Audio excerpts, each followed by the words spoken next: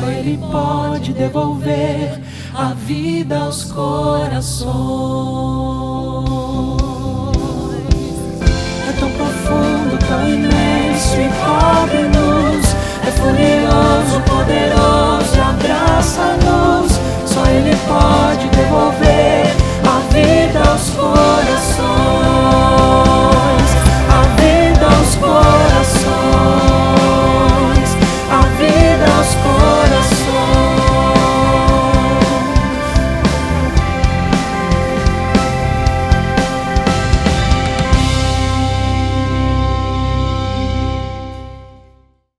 Olá, é muito bom poder mais uma vez adentrar ao seu lar, poder ter a sua participação aqui conosco em mais uma celebração da Batista Vila Formosa, hoje na quarta de estudo. Tenho certeza que durante esse período nós estamos aprendendo muito mais da palavra do Senhor e mais uma vez hoje vamos crescer um pouquinho no conhecimento. Essa semana é uma semana muito especial na Batista Vila Formosa, porque no próximo domingo, dia 19, nós vamos retornar aos nossos cultos presenciais, além de continuar também transmitindo via online. Então eu quero convidar você, assim que nós tivermos o estudo, no término do estudo eu vou retornar para dar algumas instruções, algumas comunicações sobre como nós estamos fazendo isso, como você pode participar, como você pode nos visitar, como que você que é membro da igreja pode também retornar no próximo domingo. Então não saia daí, vamos ter agora o nosso estudo com o pastor Gabriel Porto e eu volto no final. Até já! Sejam muito bem-vindos mais uma vez à Batista Vila Formosa, uma igreja que existe para adorar a Deus e cuidar de pessoas. Eu sou o pastor Gabriel Porto e no estudo dessa quarta-feira eu começarei a falar sobre a bibliologia do Novo Testamento. Nas semanas anteriores, nós estudamos toda a bibliologia do Antigo Testamento, com cada um dos grupos de livros. E agora, a partir desse estudo, nós faremos a mesma coisa com o Novo Testamento. Então, antes de tudo, eu preciso explicar para vocês o processo de revelação progressiva, né? Eu escrevi assim: agora no Novo Testamento, Deus vai construir sobre as bases do Antigo Testamento. Por isso, o Novo Testamento fornece uma teologia mais avançada e desenvolvida. Nele, Deus conclui sua revelação para a humanidade. O Novo Testamento vai além do que já estava revelado no Antigo, mas ao mesmo tempo explica e confirma ele. Porém, a base do Antigo Testamento é fundamental para entendermos o Novo Testamento plena e corretamente. Esse método de Deus se revelar aos poucos, construindo uma mentalidade propícia para entender as verdades, é denominado revelação progressiva. Então, é um erro pessoas dizerem assim: nós vivemos na Nova Aliança, então só vou ler o Novo Testamento, não vou ler o Antigo. Não adianta, irmãos, porque seria mais ou menos a mesma coisa que você pegar uma criança e querer ensinar matemática direto por exponenciação, raiz quadrada. Não adianta, você precisa primeiro ensinar as operações básicas. E essas operações básicas que vão construir na mente dessa criança toda a base de conhecimento para que ela consiga ir para algo mais avançado. A relação Antigo e Novo Testamento é exatamente isso. No Antigo Testamento, Deus vai inserindo a revelação e as doutrinas bíblicas por meio da história de Israel, nos fornecendo toda essa base de conhecimento bíblico, teológico, histórico, para que quando nós chegarmos no Novo Testamento, nós possamos já construir a partir dessa base. Senão, nós não conseguiremos entender o Novo Testamento corretamente. Então, o Novo Testamento, ele pega a revelação do Antigo e a explica e vai além dela, construindo sobre esse alicerce que o Antigo Testamento já desenvolveu. Primeiro, eu quero falar aqui com vocês sobre as divisões do Novo Testamento. Se você se lembra dos estudos de Antigo Testamento, o Antigo Testamento ele é dividido em Pentateuco, livros históricos, livros poéticos, profetas maiores e menores. São 5 grupos. Já no Novo Testamento, nós temos também divisões. Quais são essas divisões? A primeira delas, evangelhos, compostos pelos livros de Mateus, Marcos, Lucas e João. Da mesma forma que o Antigo Testamento tinha 39 livros, o Novo vai ter 27, que somados dão os 66 livros da Bíblia. Depois, a outra categoria é de livros históricos. Nós só temos um livro, que é o livro de Atos. Então, olha que interessante. No Antigo Testamento, nós tínhamos muitos livros históricos, 12 livros pelo menos. Já no Novo Testamento, só temos um. Então, perceba que o estilo de escrita, os grupos utilizados é completamente diferente do Antigo Testamento. Depois nós temos as epístolas ou as cartas apostólicas e eclesiásticas, que são o maior grupo do Novo Testamento, que são as cartas de Romanos, 1ª e 2ª Coríntios, Gálatas, Efésios, Filipenses, Colossenses, 1ª e 2ª Tessalonicenses e Hebreus. Esse grupo também é conhecido como cartas paulinas. Por que a teologia, na forma mais correta, não chama todas elas de cartas paulinas? Porque a carta aos Hebreus, ela é o único livro do Novo Testamento que não tem autor definido. Então, até hoje não se sabe com certeza quem é o autor de Hebreus. O autor mais possível, mais provável é Paulo. Tá? Então, aqueles que afirmam ser Paulo chamam esse grupo de cartas paulinas. E outros preferem chamar apenas de cartas apostólicas, porque não se sabe exatamente quem é o autor de Hebreus. Tá? Então, essas são cartas escritas por apóstolos e para igrejas que já viviam ali naquele contexto, naquela época, em determinadas cidades e lugares. Depois nós temos as epístolas ou as cartas apostólicas pastorais. Elas não eram para igrejas, elas eram para pastores, que são as duas cartas a Timóteo, 1ª e 2ª Timóteo, a carta a Tito e a carta a Filemon. Tá? Essas são chamadas cartas pastorais. Depois nós temos as epístolas apostólicas gerais, né, que são cartas que apóstolos não escreveram para uma igreja específica, mas para todas as igrejas que já existiam naquela época. Elas deviam ser feitas várias cópias e mandadas para todas as cidades, para todos os lugares em que já existiam igrejas, já existiam comunidades cristãs ali. Então essas são as cartas de Tiago, 1ª e 2ª Pedro, 1ª, 2ª e 3ª João e a carta de Judas. E por último, a categoria de livro profético, nós também temos um livro só, que é o livro de Apocalipse, também chamado de Revelação de João. Então olha que interessante, os dois maiores grupos do Antigo Testamento, que são livros históricos e livros proféticos, que juntos são mais da metade do Antigo Testamento, no Novo Testamento são os menores grupos, porque só tem um livro histórico e um livro profético, né, em quantidade de livros. Então perceba aí que a organização é completamente diferente do Antigo Testamento. Então hoje eu já quero falar com vocês a respeito desse primeiro grupo de livros chamado de evangelhos, né? Por que os evangelhos e não o evangelho? A palavra evangelho vem do grego, significa boas novas, uma mensagem boa, uma boa notícia, né? Que basicamente é falar a respeito da vinda de Cristo, o seu nascimento, o seu ministério, a sua obra, sua morte, ressurreição, ascensão aos céus, a obra de Cristo como um todo. Essas são as boas novas do evangelho. Mas por que 4 evangelhos e não um só?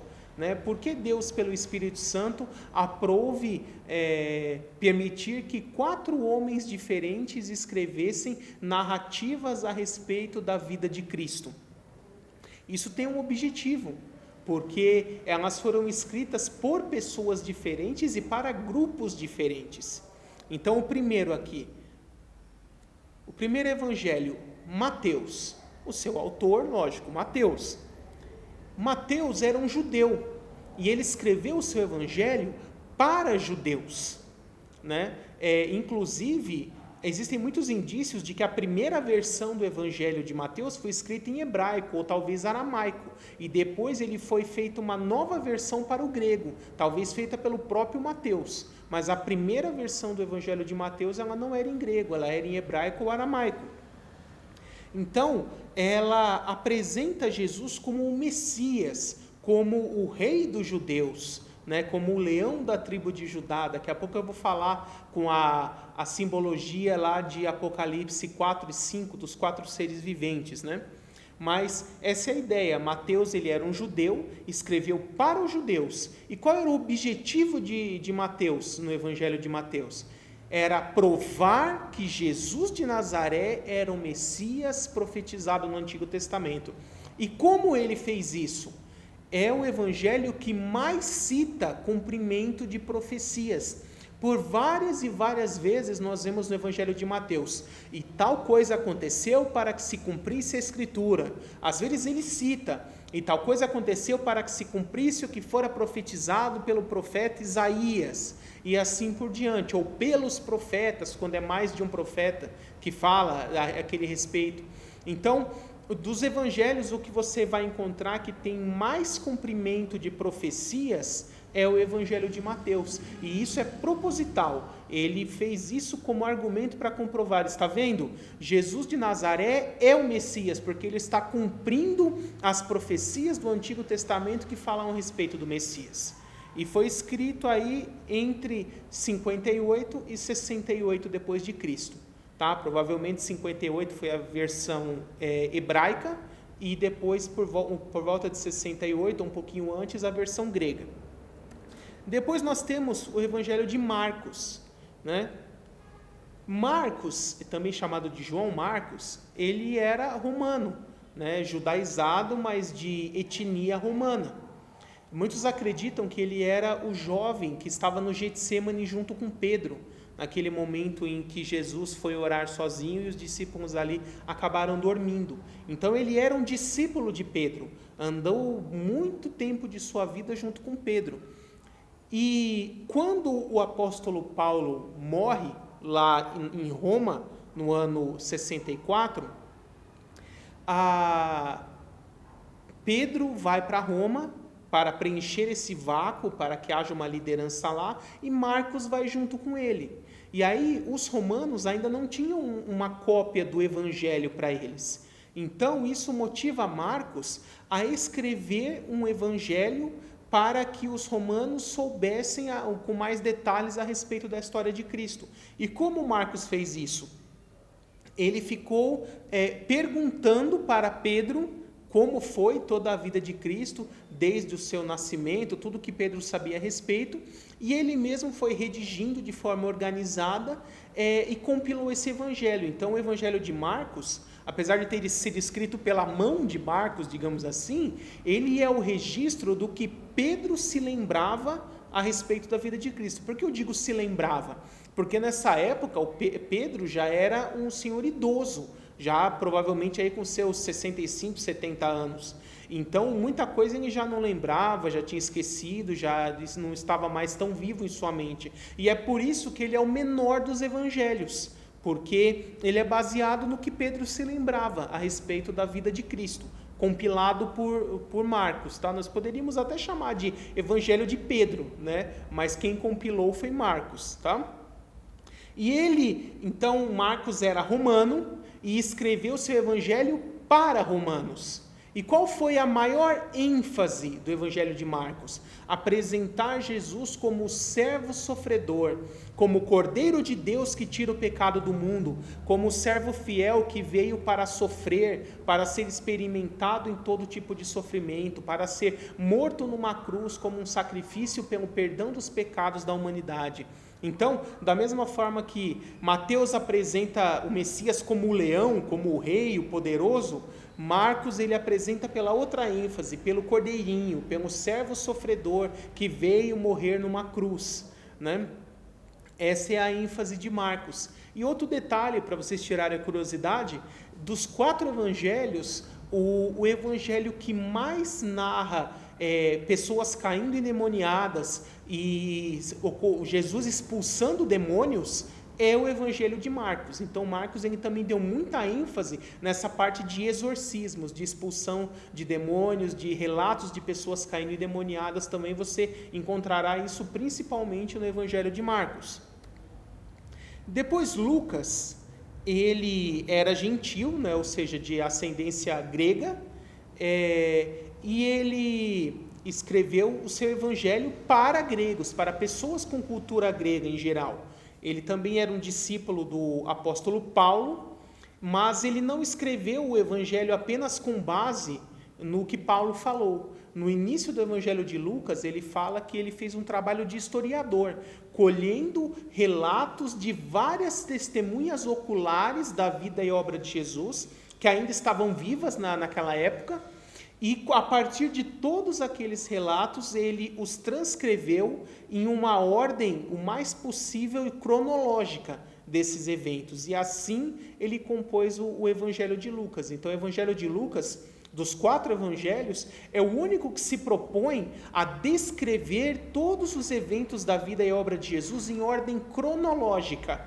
Os outros evangelhos não têm essa preocupação. Então, pode ser que tenha escrito coisas nos outros evangelhos numa ordem, mas que na linha do tempo ocorreu algo que é relatado depois, e depois ocorreu algo que estava relatado no começo. E por que isso?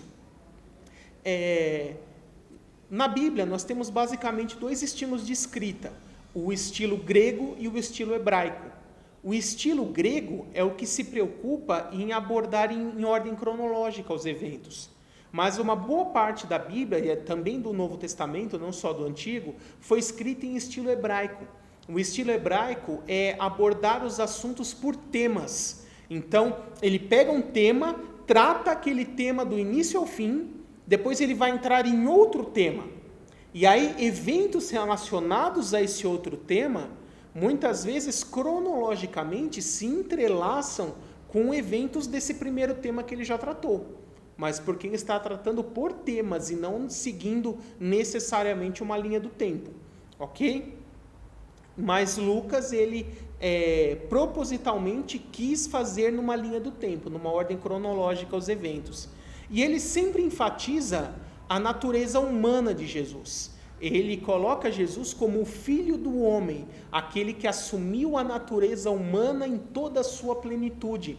E por isso, o Evangelho de Lucas é o evangelho que nós mais encontraremos relatos que exaltam a natureza humana de Cristo. Então fala, por exemplo, que Jesus chorou, que Jesus teve fome, teve frio, teve sono, sentiu cansaço. Ele descreve toda a genealogia de Jesus para mostrar que Jesus tinha uma ascendência, uma genealogia, ele vinha de uma família humana, fala ali da sua mãe, do contexto familiar, mostrando, olha, ele veio como um bebezinho que se desenvolveu, foi crescendo aos poucos como uma criança, igual a qualquer outro ser humano, até atingir a maturidade. Então, Lucas ele tem muito essa preocupação de mostrar que Jesus veio a esse mundo como um ser humano exatamente igual a eu e a você, com todas as fragilidades e as mazelas de um ser humano, para que assim pudesse experimentar a humanidade em toda a sua plenitude e pudesse ser um sacrifício válido pelo perdão dos pecados da humanidade, porque ele próprio se fez um homem para isso. E por último, nós temos o Evangelho de João. O Evangelho de João ele foi o último dos evangelhos, escrito bem tardiamente, por volta aí do ano 80 depois de Cristo, então mais ou menos 50 anos depois da morte e ressurreição de Cristo, por isso ele já tem uma teologia mais bem desenvolvida do que os outros evangelhos. Esses primeiros 3 evangélicos, eles são chamados de evangelhos sinópticos. O que significa isso? Essa palavra sinóptica, ela significa vistos em conjunto. Por quê? Nenhum dos 3 evangelhos, os 3 primeiros, Mateus, Marcos e Lucas, se propõe a contar toda a história de Jesus com todos os eventos. Eles contam partes da história de Jesus para que se tenha uma noção. Então, para que a pessoa saiba tudo que de fato ocorreu, ela tem que somar a informação de todos esses evangelhos. Então, eu vou dar um exemplo para vocês, que às vezes as pessoas falam que são contradições. Não são contradições, são apenas diferenças de relato.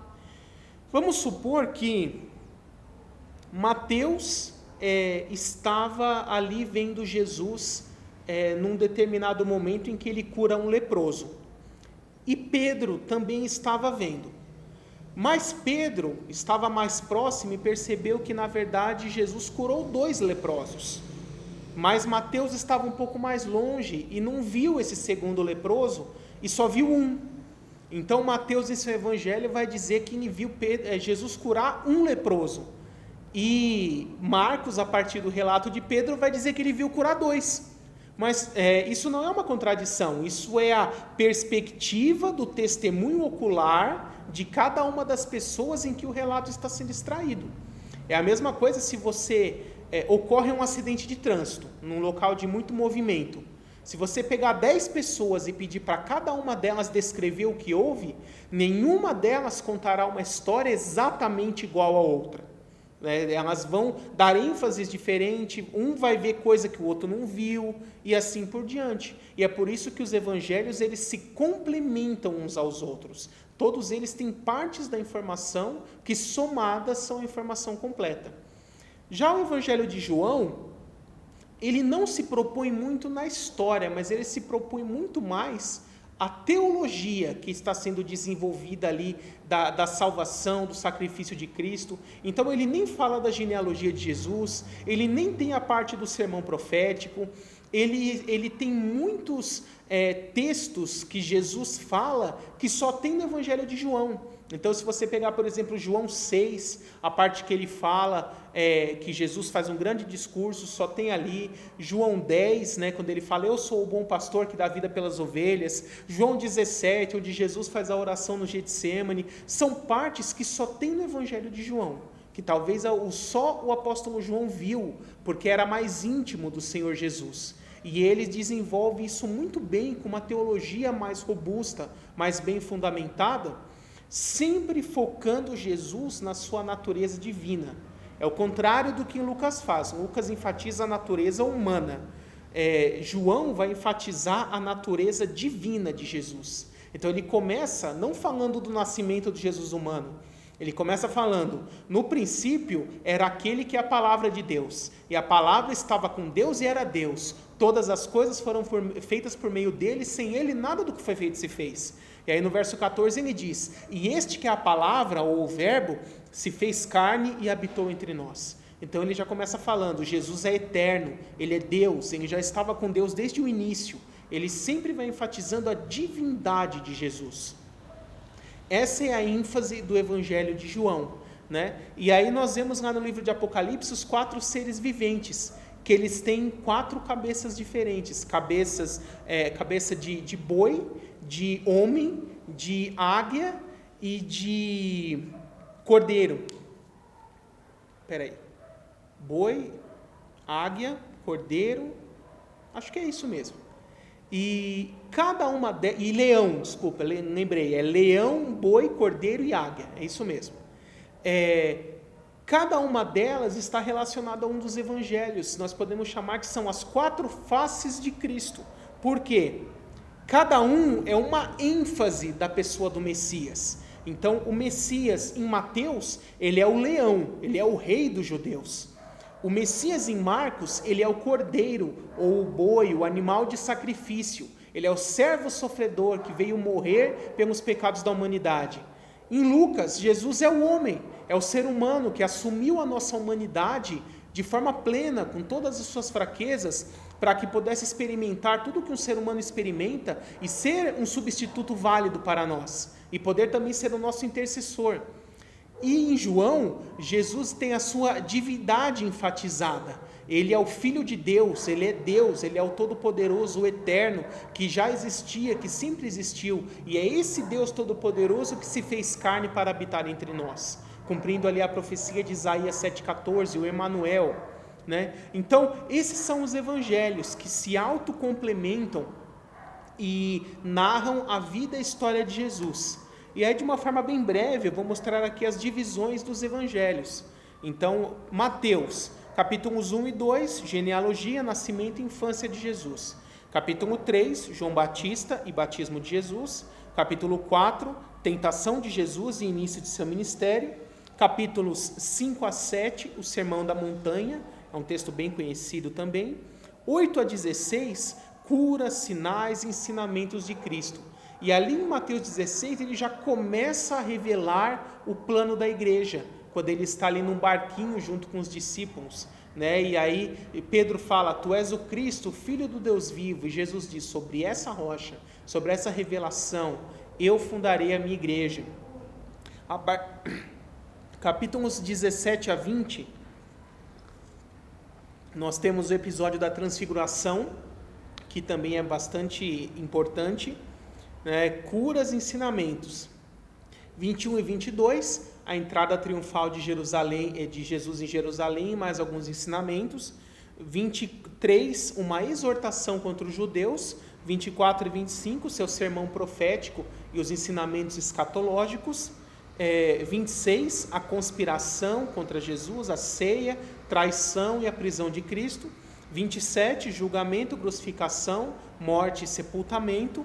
E 28, que é o último, ressurreição e a grande comissão. Essa é a sequência do Evangelho de Mateus. Depois em Marcos, que é o menor, tem apenas 16 capítulos, né? 1 e 2, preparação, batismo, início do ministério e curas. 3 a 8, curas, ensinamentos e sinais. 9 e 10, transfiguração, curas e ensinamentos. 11 e 12, entrada triunfal e mais ensinamentos, em paralelo com Mateus 21 e 22, né? 13, sermão profético, ensinamentos escatológicos, que é paralelo com Mateus 24 e 25. Depois, capítulo 14, conspiração, ceia, traição e prisão de Cristo. Capítulo 15, julgamento, crucificação, morte e sepultamento de Jesus. E por último, capítulo 16, ressurreição, a grande comissão e a ascensão de Jesus. Depois nós temos Lucas. Lucas é o segundo maior evangelho, com 24 capítulos. Ele segue, lembra que eu falei, ele procura seguir os eventos em uma ordem cronológica. Então essa primeira, na ordem de Lucas é assim: capítulos 1 e 2, preparação, nascimento e infância de Jesus. Capítulo 3, João Batista e batismo de Jesus. Capítulo 4, tentação de Jesus lá no deserto e início de seu ministério. Capítulo 5 até o capítulo 8, verso 27, curas, sinais e ensinamentos de Cristo. Capítulo 8, 28 até o 19, 27, transfiguração, curas e ensinamentos. Capítulo 19, 28 até o 20, entrada triunfal e ensinamentos. No 21, sermão profético e ensinos escatológicos, que é paralelo em Mateus 24 e Marcos 13. Depois, o capítulo 22 de Lucas, nós temos a conspiração, ceia, traição e prisão de Jesus Cristo. Capítulo 23, julgamento, crucificação, morte e sepultamento de Jesus. Capítulo 24, ressurreição e grande comissão e ascensão de Cristo. E por último, o Evangelho de João. Nós temos aqui capítulo 1, origem e encarnação do Logos, do Verbo Divino, e início de seu ministério. Capítulos 2 até o 10, curas, ensinamentos e sinais. Capítulo 11 é um capítulo bastante conhecido, a morte e ressurreição de Lázaro. Capítulo 12, a entrada triunfal e os ensinamentos. 13 a 16, comunhão, ceia e ensinamentos. Capítulo 17 é um dos trechos que só tem em João, a oração que Jesus faz no Getsêmani. Capítulo 18, traição, prisão e julgamento de Cristo. Capítulo 19, morte e sepultamento de Jesus. E aqui eu coloquei capítulo 20, mas na verdade são capítulos 20 e 21. João tem 21. Ressurreição e aparições de Jesus e encerramento. Tá? E assim termina o Evangelho de João. E é interessante que no finalzinho de João, o apóstolo diz assim, que isso é apenas uma parte do que Jesus fez em sua história e ministério, que se ele fosse escrever tudo o que Jesus fez, nem em todos os livros do mundo caberia tudo o que Jesus fez. Né? Eu gosto muito dessa forma como ele encerra. Aqui nós terminamos esse primeiro estudo de bibliologia do Novo Testamento sobre os evangelhos.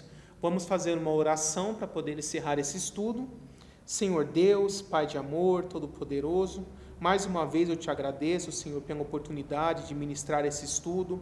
Peço para que abençoe cada um dos que estão ouvindo essa mensagem e dos que ainda haverão de ouvir, Senhor, para que essa mensagem penetre profundamente na mente e no coração de todas as pessoas que ouvirem essa mensagem, para que elas creiam, para que elas vejam que Jesus é o Cristo, é o Filho de Deus, que se fez homem e experimentou a humanidade para vir a esse mundo, morrer como um sacrifício pelo perdão dos pecados da humanidade. E todo aquele que crê que Jesus morreu como um sacrifício perfeito e ressuscitou dentre os mortos, subiu aos céus e está à destra do Pai intercedendo por nós, tem a vida eterna.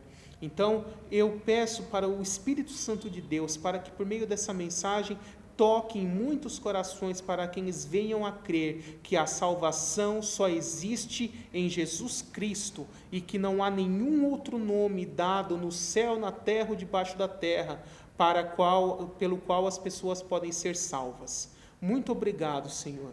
Essa é a oração que nós fazemos de agradecendo em nome de Jesus. Amém.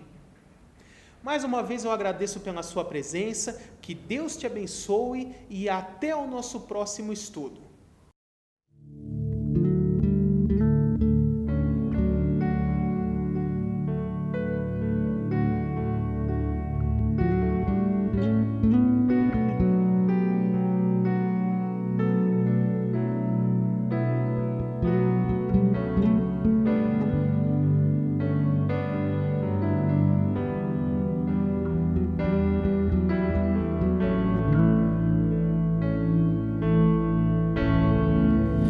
Está sentado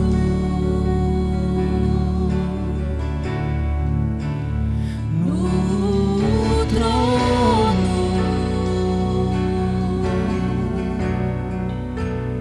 e ao Cordeiro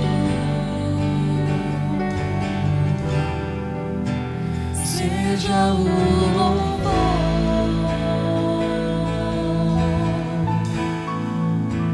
Seja a honra,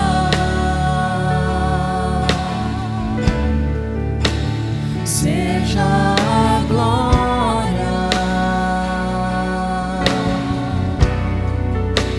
seja o domínio pelos séculos dos séculos.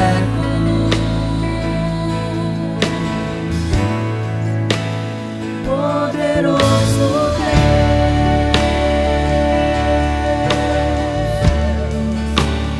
poderoso Deus,